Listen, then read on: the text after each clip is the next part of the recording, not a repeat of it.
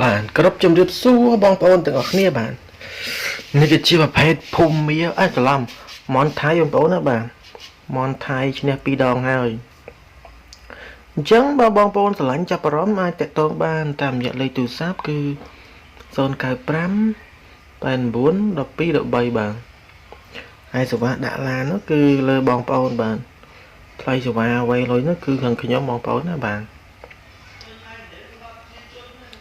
ចឹងបងប្អូនស្រឡាញ់ដែរទេបាទបើស្រឡាញ់ចាប់អារម្មណ៍តាក់ទងបានបាទតម្លៃគឺលក់ជូនមក$150ហើយថ្លៃដាក់ឡាននោះគឺលើបងប្អូនបាទថ្លៃសេវាអ្វីលុយនោះគឺខាងខ្ញុំបងប្អូនណាបាទ